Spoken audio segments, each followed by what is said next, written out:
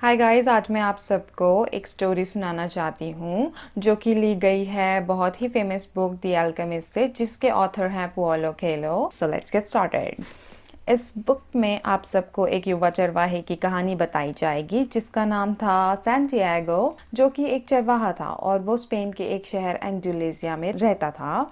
वो बचपन से पूरी दुनिया घूमना चाहता था और ये बात उसने अपने पिताजी को बताई और वो एक चरवाहा बन गया, जिससे कि वो शहर शहर घूम भी सकता था और अपनी भेड़ों की ऊन बेच के कुछ पैसे भी कमा लेता था। इस बार भी वो अपनी भेड़ लेके शहर की ओर जा रहा था और एक रात उसने अपनी भेड़ एक वीरान चर्च में इकट्ठी कर खुद एक सिकमोर पेड़ के नीचे सोने चला गया। जब वो सो रहा था उसे दूसरी बार एक ही सपना आता है और उस सपने में उसे दिखता है कि एक बच्चा है जो कि उसकी भेड़ों के साथ खेल रहा है। फिर वो बच्चा सैंटियागो को इजिप्ट के 3 पिरामिड्स तक ले जाता है और वहां ले जाके बोलता है कि तुम्हें यहाँ तुम्हारा खजाना मिले। और जैसे ही सैंटियागो खजाना ढूंढने लगता है वो जाग जाता है।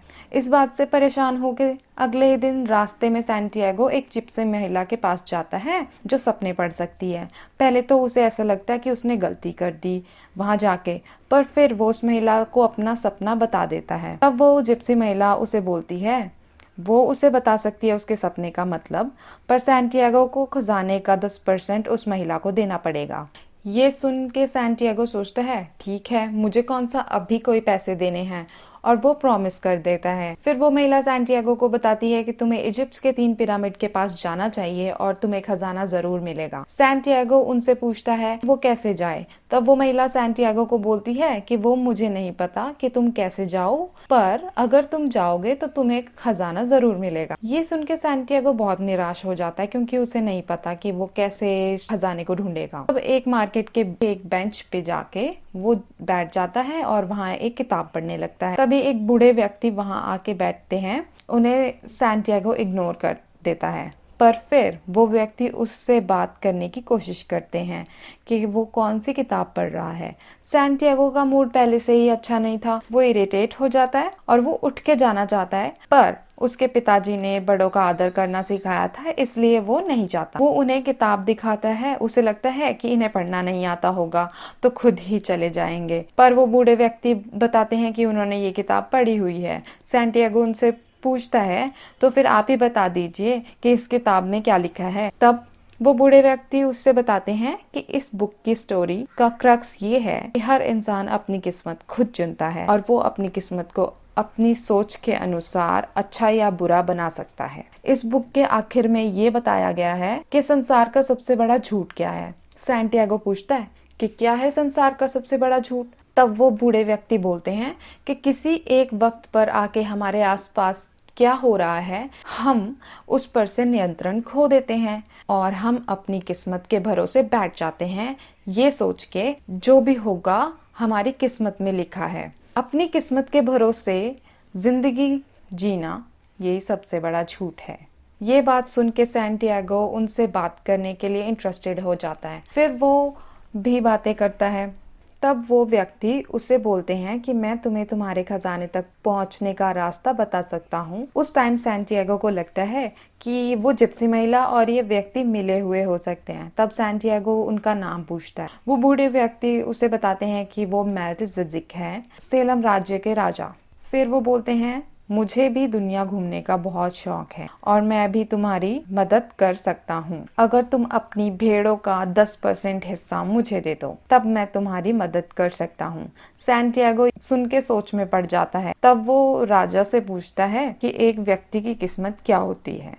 तब वो राजा उसे बताते हैं, जब हम सब जवान होते हैं तब हम सबको पता होता है कि हमारी इच्छा क्या है, हमें क्या करने में खुशी मिलती है और हम उसे पूरा करने के लिए अपनी जी जान लगा देते हैं। पर जैसे जैसे हम बूढ़े होते जाते हैं हमारा मन हमें कुछ अच्छा करने से रोक लेता है, क्योंकि कुछ भी नया करना बहुत ही डिफिकल्ट होगा। इसलिए हमें अपनी इच्छा को पूरा करना चाहिए, फिर हमारी उम्र कुछ भी हो। हम जो भी दिल से चाहते हैं पूरी कायनात हमें उससे मिलाने की कोशिश में लग जाती है। ये सब सुन के सैंटियागो को तसल्ली मिलती है कि ठीक है, वो जा सकता है। पर फिर वो सोचता है कि उसकी भेड़ों का क्या होगा, क्योंकि उसने उन्हें पाला है, उसे पता है कि उनका ख्याल कैसे रखा जाता है।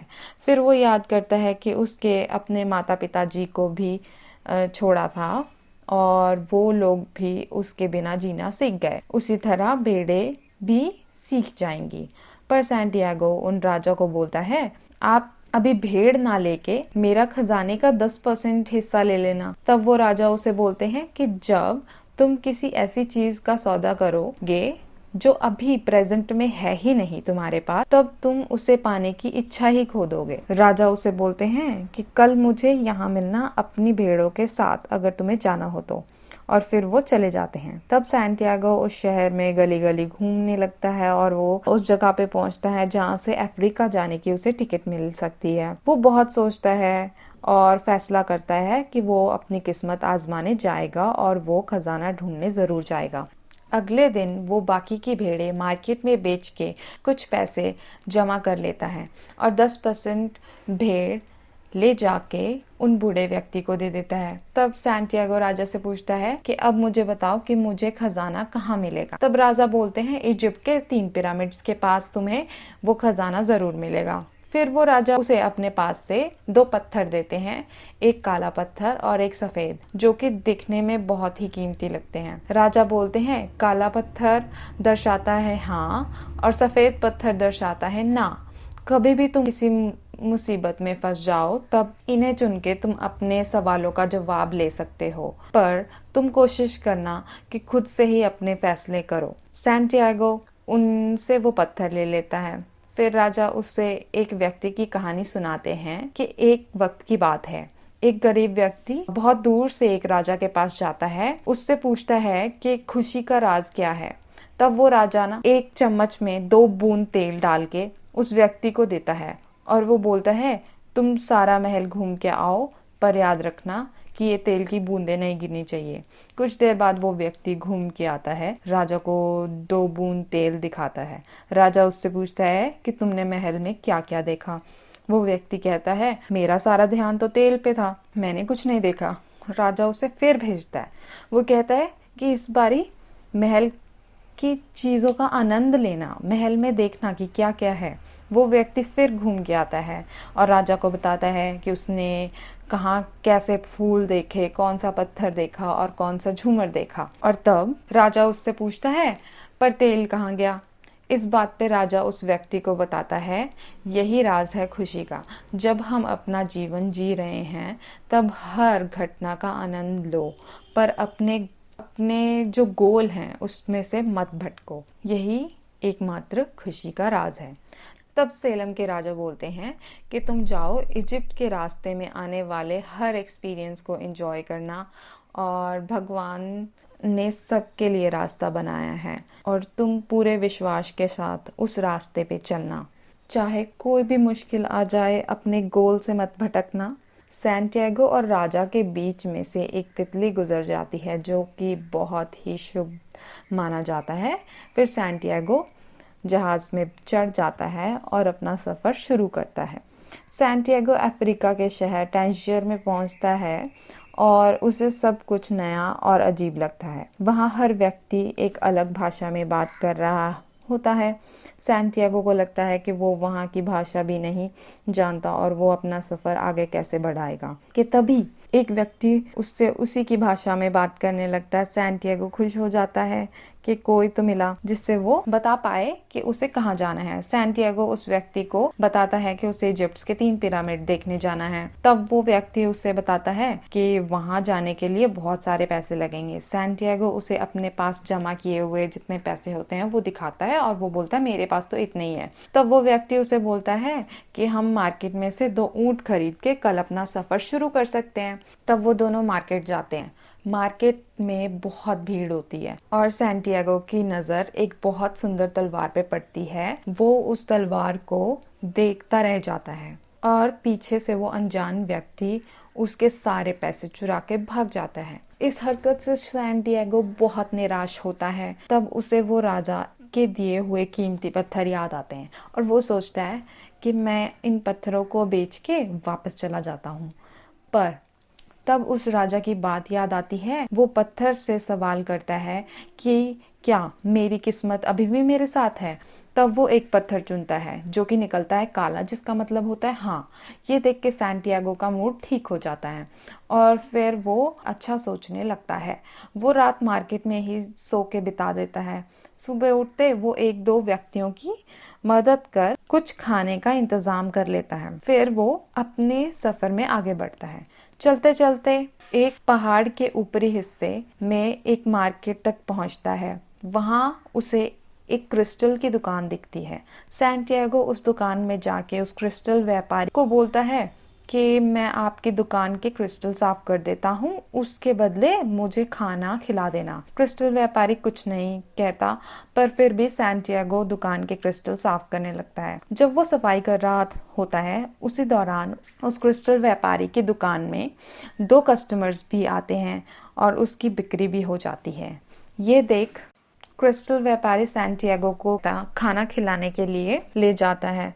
वहाँ व्यापारी उससे पूछता है कि तुम कौन हो और यहाँ क्या कर रहे हो। तब सैंटियागो उसे बताता है कि उसे इजिप्ट के 3 पिरामिड देखने हैं। वो उनसे पूछता है कि अगर वो उनकी दुकान के सारे क्रिस्टल साफ कर दे तो क्या वो इजिप्ट जाने तक के पैसे दे देंगे। इस बात पे व्यापारी हंस के बोलते हैं कि अगर तुम पूरा साल भी मेरी दुकान के क्रिस्टल साफ कर दो तब भी तुम्हारे पास इजिप्ट जाने तक के पैसे नहीं होंगे। वो उससे कहते हैं कि अगर तुम मेरी दुकान में काम करो तब तुम्हारे पास घर वापस जाने जितने पैसे हो सकते हैं। व्यापारी को सैंटियागो लकी लगता है, इसलिए वो उससे ये ऑफर देता है। सैंटियागो ये बात सुन के बहुत निराश हो जाता है कि वो कभी इजिप्ट नहीं जा पाएगा, पर फिर वो सोचता है कि यहाँ काम करके मैं कुछ पैसे जोड़ लूँगा और अपने घर वापस चले जाऊँगा और वहाँ फिर से चरवाहा बन जाऊँगा। सैंटियागो उस दुकान में काम करने लगता है। 2 से 3 महीने बीत जाते हैं। सैंटियागो अपने जमा किए हुए पैसे देखता है और वो सोचता है कि ये काफ़ी नहीं है, मुझे थोड़े और पैसे चाहिए 60 भेड़े लेने के लिए। उसे एक आइडिया आता है और वो उस आइडिया के बारे में व्यापारी को बता देता है। आइडिया ये होता है कि क्रिस्टल की दुकान पहाड़ के ऊपर है, इस वजह से वहाँ कस्टमर्स कम आते हैं। सैंटियागो व्यापारी से एक स्टॉल लगाने के लिए बोलता है मेन मार्केट में। ये सुन के व्यापारी पहले तो मना कर देता है, फिर उसे लगता है कि बात तो सही कह रहा है, ये मेरे लिए लकी भी है, तो वो मान जाता है। इससे उनके क्रिस्टल की और भी बिक्री होती है और सैंटियागो को अच्छा कमीशन भी मिलता है। फिर कुछ महीने बीत जाते हैं। एक दिन सैंटियागो को लगता है कि मुझे जल्दी से जल्दी और भी पैसे कमाने हैं ताकि मैं अपने घर वापस जा सकूं। तब वो एक और आइडिया व्यापारी को बताता है। वो कहता है पहाड़ी पे आने वाले राहगीरों के लिए कुछ अच्छा पीने का इंतज़ाम नहीं है यहाँ, तो क्यों ना हम अपने क्रिस्टल के ग्लासेस में चाय बेचें। इससे और भी ज़्यादा कस्टमर्स हमारी दुकान में आएंगे और भी ज़्यादा बिक्री होगी। ये सुन के व्यापारी मना कर देता है। वो कहता है कि मैं जो कर रहा हूँ उसी में कंफर्टेबल हूँ, मुझे चेंज नहीं होना। इस काम में और भी ज़्यादा मेहनत लगेगी, जबकि जो चल रहा है मैं उसी में खुश हूँ। और फिर कुछ देर वो दोनों विचार विमर्श करते हैं। तब व्यापारी इस बात के लिए भी राज़ी हो जाता है। फिर वो अपने क्रिस्टल के ग्लासेस में चाय बेचने लगता है। ये देख लोग उसकी दुकान में बहुत आकर्षित होते हैं और उसकी दुकान पहले से भी और अच्छे से ज़्यादा चलने लगती है। उसे खूब प्रॉफिट होता है और सैंटियागो को भी अच्छा कमीशन मिलता है। 11 महीने बाद सैंटियागो के पास इतने पैसे होते हैं कि वो घर वापस जा सके और 120 भेड़ें भी खरीद सके। तब वो व्यापारी को अलविदा कह के वहाँ से निकलता है। पर जब सैंटियागो अपना सामान पैक कर रहा था उसे वो 2 पत्थर दिख जाते हैं जो उस बूढ़े व्यक्ति ने दिए थे और उससे वो याद आता है कि अपने ख्वाबों को कभी भी अधूरा नहीं छोड़ना चाहिए, उन्हें पूरा करने के लिए जान लगा देनी चाहिए। तब सैंटियागो सोचता है कि अब तो उसे इस देश की भाषा भी आती है, उसे क्रिस्टल बेचने का अनुभव भी हो गया है और उसे भेड़े चरवाने का अनुभव तो पहले से ही है, तो वो कभी भी वापस जाके ये सब शुरू कर सकता है। क्यों ना वो अभी अपनी किस्मत आजमाने इजिप्ट जाए तब वो एक कारवां में शामिल हो जाता है जो कि पूरा रेगिस्तान क्रॉस करके इजिप्ट जा रहा होता है। उस कारवां में सैंटियागो एक अंग्रेज से मिलता है जो कि उसे अपने सपने के बारे में बताता है कि वो एक अल्केमिस्ट की तलाश में निकला है जो कि किसी भी धातु को पिघला के सोना बना देते हैं। सैंटियागो उसे अपने सपने के बारे में बताता है और वो दोनों दोस्त बन जाते हैं। वो अंग्रेज सैंटियागो को बताता है कि ऊपर वाले की अलग ही भाषा है हम सब से कनेक्ट करने के लिए। हम सब की ज़िंदगी में कुछ भी गलत नहीं होता, या तो बहुत अच्छा होता है जिससे कि हमें खुशी मिलती है, या फिर ऐसा होता है कि जिससे हमें सबक मिलता है। सबक सीखने के बाद व्यक्ति अपनी ज़िंदगी और भी ज़्यादा खुशी से बिता सकता है। अंग्रेज बोलता है ये वो भाषा है जो सब भूल जाते हैं कि जीवन में जो भी होता है वो अच्छा ही होता है। सैंटियागो अपने सफ़र में हर चीज़ का आनंद उठाता चलता है। वो सब चीज़ें नोटिस करता है कि ऊँट चलाने वाले ऊँट का ख्याल कैसे रखते हैं, रात को लोग झुंड बना के कैसे सोते हैं। सब कुछ बहुत ही अच्छा अनुभव करता है। कारवां के दौरान ही दो देशों के बीच युद्ध की खबर आने लगती है और सब परेशान होते हैं कि आगे क्या होगा। सैंटियागो सफ़र के दौरान ही अल्केमिस्ट के ऊपर जो भी किताबें अंग्रेज़ के पास होती है वो पढ़ता है। जब वो सब पढ़ लेता है तो अंग्रेज़ उससे पूछता है कि कौन होते हैं अल्केमिस्ट। सैंटियागो बताता है जो व्यक्ति ऊपर वाले की भाषा जानता हो, जिसके पास एलिक्सिर ऑफ लाइफ होता है, जो कि ऐसा पोशन है जिससे अगर कोई व्यक्ति पी ले तो उसे कभी भी कोई बीमारी नहीं लगती, और जिसके पास एक पारसमनी हो जिससे कि वो हर धातु पिघला के सोना में परिवर्तित कर सकता है। अंग्रेज ये देख के कि इतना सब पढ़ने के बावजूद भी सैंटियागो के अंदर अल्केमिस्ट को ढूंढने की चाहत नहीं जगी, तो वो थोड़ा निराश हो जाता है। कुछ दिन बाद उनका कारवां पहुंचता है ओएसिस पे, जो कि होता है एल्फियम में, जहां अल्केमिस्ट रहता है। जिस दौरान वो लोग ओएसिस में रुकते हैं तब खबर आ जाती है कि दो देशों में युद्ध शुरू हो चुका है, उनका कारवां आगे नहीं जा सकता। तब सैंटियागो उस अंग्रेज के साथ मिलके अल्केमिस्ट को ढूंढ निकल जाता है।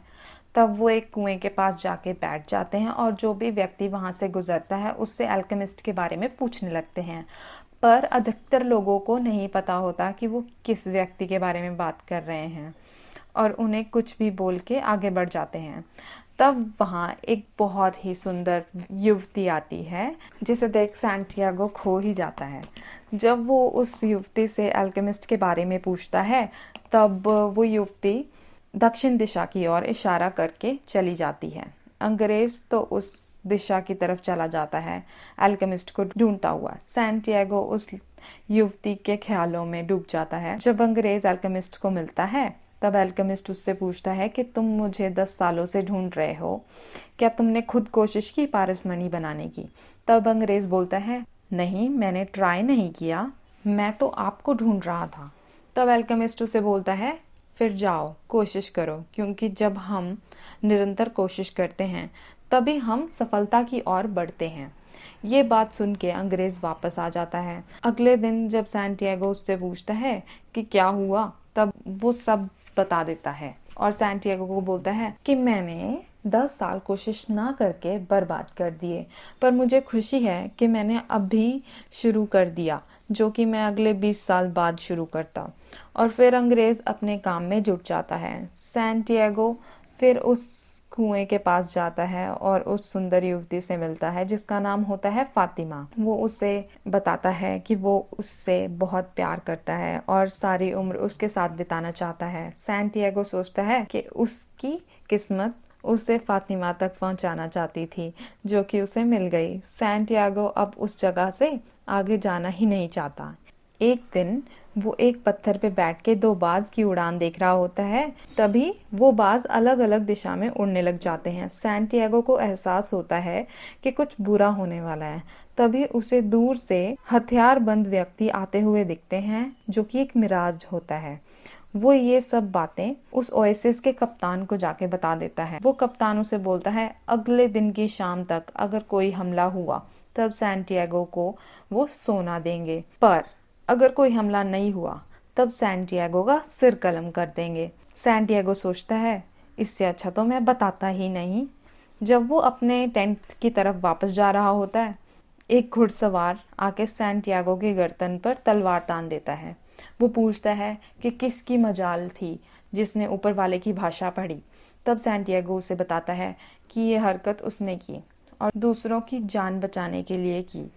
तब वो घुड़सवार उससे बोलता है कि अगर कल तक सैंटियागो की जान बच जाए तब वो उसे ढूंढते हुए दक्षिण दिशा की ओर आ जाए। अगले दिन सैंटियागो बहुत दुविधा में होता है कि क्या होगा, और वो कप्तान अपनी पूरी फौज के साथ तैयार होते हैं दुश्मन को मार गिराने के लिए। उसी दिन ओएसिस में कुछ व्यक्ति आते हैं और वो अचानक से अपने हथियार निकाल के हमला करने की कोशिश करते हैं, पर कप्तान की फौज उन्हें मार गिराती है। तब वो कप्तान सैंटियागो को 50 सोने की मोहरें देता है, उसे एक ऊँट देता है और उसे उनका परामर्शकर्ता दैट इज कंसल्टेंट बनाने की अवसर देता है। सैंटियागो खुश हो जाता है कि अब वो फातिमा के साथ खुशी खुशी रह सकता है। शाम होते ही सैंटियागो उस व्यक्ति के पास जाता है जो कि अल्केमिस्ट होता है। तब वो अल्केमिस्ट सैंटियागो को बोलता है, पहले मुझे तुम्हारी परीक्षा लेनी है कि तुम सच में ऊपर वाले के इशारे पढ़ सकते हो। वो उसे लेके रेगिस्तान में जाता है और उससे कोई जीवित जंतु ढूंढने के लिए कहता है। सैंटियागो पहले तो मना कर देता है, पर उसे लगता है वो रेगिस्तान में जीवित जंतु कैसे ढूंढेगा। पर फिर वो अपने घोड़े से बात करता है, उसे कहता है कि तुम जहाँ पर भी जीवित प्राणी है वहां तक ले चलो, और फिर वो अपना घोड़ा आगे बढ़ा देता है। और जहाँ उसका घोड़ा जाके रुकता है, एल्केमिस्ट उस जगह हाथ डाल के एक कोबरा सांप निकालता है। एल्केमिस्ट सैंटियागो को बोलता है कि तुमने अपनी परीक्षा पूरी करी। वो उससे कहता है कि मैं तुम्हारी मदद कर सकता हूँ खजाने तक पहुँचने में। सैंटियागो ये सुन के शॉक हो जाता है और वो उससे पूछता है कि उससे खजाने के बारे में कैसे पता। एल्केमिस्ट उसे बताता है कि उसे ऊपर वाले ने इशारा किया। सैंटियागो सोच में पड़ जाता है और वो उसे बोलता है कि वो वहाँ रहकर फातिमा के साथ अपनी ज़िंदगी बिताना चाहता है। तब एल्केमिस्ट उससे बोलते हैं कि अगर वो वहाँ रुका तब पहले साल तो सब अच्छा होगा, अच्छी नौकरी, अच्छे पैसे और फातिमा। दूसरे साल तुम अपने सपने के बारे में सोचोगे, वो खजाना तुम्हें अपनी तरफ आकर्षित करेगा, पर तुम नहीं जा पाओगे। तीसरे साल तुम ये सोचोगे कि फातिमा ने तुम्हें अपना सपना पूरा करने के लिए पहले ही बोला था और तुमने उसकी बात नहीं मानी, तब तुम्हें बुरा फील होगा। चौथे साल तुम अपना सपना पूरा करने की क्षमता ही खो दोगे, ऊपर वाले के इशारे भी बंद हो जाएंगे और तब तुम कभी भी उस खजाने को ढूंढ नहीं पाओगे। इस बात का अफसोस तुम्हें उम्र भर रहेगा। सैंटियागो सोच में पड़ जाता है और वो उन्हें राह दिखाने के लिए बोलता है। तब अल्केमिस्ट उसे अगले दिन निकलने तक का टाइम देते हैं। अगले दिन सुबह होते ही सैंटियागो फातिमा के पास पहुंचकर उसे सब बताता है। तब फातिमा उसे अपने सपने पूरे करने के लिए हिम्मत देती है। वो उसे बोलती है कि वो उसकी वहीं वेट करेगी, क्योंकि सच्चा प्यार कभी भी एक व्यक्ति को उसके सपने पूरे करने से नहीं रोकता। यदि कोई रोकता भी है तो उनका प्यार सच्चा नहीं होता। वो सैंटियागो को हक करके अलविदा कह के चली जाती है। सैंटियागो अल्केमिस्ट के साथ अपनी यात्रा शुरू करता है। सफ़र के दौरान सैंटियागो अल्केमिस्ट उसे अल्केमी सिखाने के लिए बोलता है। तब अल्केमिस्ट उसे बोलते हैं कि वो किस्मत तुम्हारी नहीं है, वो किस्मत मेरी थी। हर व्यक्ति की किस्मत अलग अलग होती है। तब अल्केमिस्ट बोलते हैं कि तुम खुद के अंदर झांकने की कोशिश करो, तुम्हें तुम्हारे हर सवाल का जवाब मिल जाएगा। फिर पूरे सफ़र के दौरान सैंटियागो मेडिटेट करता हुआ अपने मन से बातें करता हुआ चलता है। सैंटियागो को पता चलता है कि हमारा मन हमें आगे बढ़ने से रोकता है। वो अलग अलग तरह के बहाने ढूंढ के हमें हमारे सपनों तक पहुंचने ही नहीं देता, क्योंकि हर नई चीज़ करने के लिए दाव पे कुछ ना कुछ लगता है और हो सकता है कि हम सब गवा भी दें। पर इसका मतलब ये नहीं कि हम कोशिश ही ना करें। सफ़र के दौरान कुछ व्यक्ति इन्हें रोक के पूछते हैं कि ये लोग क्या कर रहे हैं। तब अल्केमिस्ट उन्हें जवाब देते हैं कि हम तो राहगीर हैं, हम आगे जाना चाहते हैं। तब वो लोग इनकी तलाशी करते हैं कि कहीं इनके पास कोई हथियार तो नहीं, कुछ ना होने के कारण वो लोग इन्हें आगे बढ़ने देते हैं। 3-4 दिन सफ़र के बाद अल्केमिस्ट सैंटियागो को बोलते हैं कि बस 3 दिन और फिर हम इजिप्ट के पिरामिड तक पहुंच जाएंगे। सफ़र के दौरान सैंटियागो को आभास होता है कि कुछ गलत होने वाला है, पर वो अल्केमिस्ट की क्षमता को जानता है, इसलिए कुछ नहीं बोलता। कुछ दूर बढ़ते ही उन्हें एक फौज उनकी ओर आते हुए दिखती है। तब उस फौज के कप्तान इन दोनों को जासूसी के इल्जाम लगा के गिरफ्तार कर लेते हैं, क्योंकि इन दोनों को उन लोगों ने कुछ दिन पहले दुश्मन देश के सिपाहियों के साथ देखा था। तब सैंटियागो डर के मारे कुछ भी नहीं बोल पाता, पर अल्केमिस्ट सैंटियागो के बचाए हुए सारे पैसे और वो सोने की मोहरें उस कप्तान को देके बोलता है कि हम तो आपको ये देने के लिए आए थे। अल्केमिस्ट बोलते हैं कि सैंटियागो एक अल्केमिस्ट है, ये ऊपर वाले के इशारे समझ सकता है और ये हवा में परिवर्तित भी हो सकता है। ये चाहे तो तुम्हारी पूरी फौज तूफान से उड़ा दे। तब वो कप्तान हंस के बोलते हैं, फिर उड़ा के दिखाओ। तब अल्केमिस्ट उन्हें बोलते हैं कि उसे वो सब करने के लिए 3 दिन का वक्त चाहिए। अभी उसे अपनी शक्ति जुटानी है। तब कप्तान कहते हैं, अगर तीसरे दिन के बाद इसने हवा में परिवर्तित होके नहीं दिखाया तो मैं तुम दोनों को सूली पे चढ़ा दूंगा। जब अल्केमिस्ट और सैंटियागो वहां से निकलते हैं तब सैंटियागो उससे परेशान होके बोलता है, अब हम दोनों मरेंगे, क्योंकि उसे हवा बनना नहीं आता। अल्केमिस्ट कहता है, मुझे हवा बनना आता है, सिर्फ तुम्हें नहीं। तुम्हें मौत का डर छोड़कर अपने अंतर्मन में ध्यान लगाना चाहिए। वो उसे बोलता है कि तुम्हारे पास 3 दिन है सीखने को, जाओ अपने अंतर्मन में झांको। तब सैंटियागो एक चट्टान पर बैठ के मेडिटेट करने लग जाता है। तीसरे दिन सैंटियागो ध्यान लगाते हुए रेगिस्तान से बात करता है। वो कहता है कि मैं तुम्हारे अंदर कितने दिनों से हूँ, मैंने जीवन देखा है तुम में, क्या तुम मुझे हवा में परिवर्तित कर सकते हो? तब रेगिस्तान उसे बोलता है, मेरे अंदर तुम्हें हवा में परिवर्तित करने की क्षमता नहीं है, क्यों ना तुम हवा से ही पूछ लो। तब सैंटियागो हवा से बात करता है। हवा सैंटियागो की सारी बातें सुन के कहती है कि मैं हर जगह हूँ और सबसे शक्तिशाली भी। तब उस जगह हवा तेजी से चलने लगती है।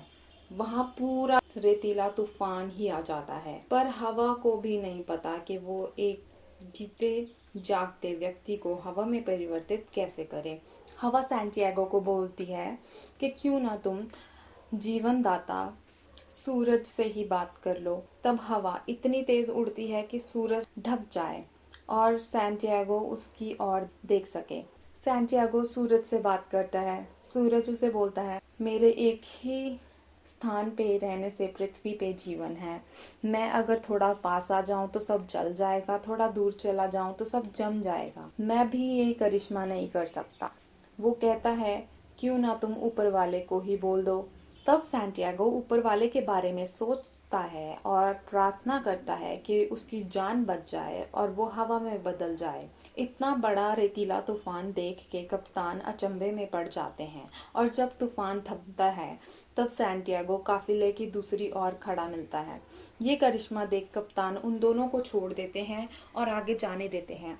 फिर सैंटियागो और अल्केमिस्ट अपने सफर में आगे बढ़ते हैं। सैंटियागो अपनी सारी कमाई हुई चीजें खो चुका होता है, पर फिर भी वो विश्वास के साथ आगे बढ़ जाता है, क्योंकि उसे उन बूढ़े व्यक्ति की बात याद आती है, जब हमारा सपना पूरा होने ही वाला होता है तभी हमारी किस्मत हमारी परीक्षा लेती है। उस समय पर हमें हिम्मत से काम लेना चाहिए और हार नहीं माननी चाहिए। तब वो दोनों एक मॉनेस्ट्री के पास पहुंचते हैं। वहां के एक मॉन्क से बात कर अल्केमिस्ट उनकी रसोई यूज करने की अनुमति ले लेते हैं। वहाँ अल्केमिस्ट अपनी पारसमनी को यूज करके सोना बनाते हैं। वो उस सोने को 4 भाग में तोड़ के एक भाग उन मॉन्क को देते हैं और कहते हैं कि उन्होंने उनकी रसोई इस्तेमाल करने दी, इसलिए ये भाग आपके लिए। तब वो मॉन्क कहते हैं कि ये बहुत ज़्यादा है। तब अल्केमिस्ट उन्हें समझाते हैं कि कुछ भी ज़्यादा नहीं होता। अगर हम जो चीज़ हमें मिल रही होती है उसे ज़्यादा समझ ले, तब हमारी किस्मत हमें अगली बार थोड़ा ही देती है। ये सुन के मॉन्क वो भाग रख लेते हैं। एक भाग वो सैंटियागो को देते हैं। सैंटियागो के मन में भी आता है कि ये भाग मेरे कमाए हुए पैसे और उन सोने की मोहरों से बहुत ज़्यादा है, पर वो कुछ नहीं बोलता और वो ले लेता है। अल्केमिस्ट एक भाग अपने पास रखते हैं क्योंकि उन्होंने सैंटियागो की इतनी मदद की, उसका इनाम। और आखिरी हिस्सा मॉन्क को देते हैं। अगर सैंटियागो खाली हाथ वापस आए तो उसे वो हिस्सा दे दे। ये बोल के वो सैंटियागो को कहते हैं, अपने मन में झांकना, तुम्हें खजाना जरूर मिलेगा। और तुम इस दिशा में 3 घंटे आगे जाओगे तो इजिप्ट के 3 पिरामिड्स तक पहुंच जाओगे।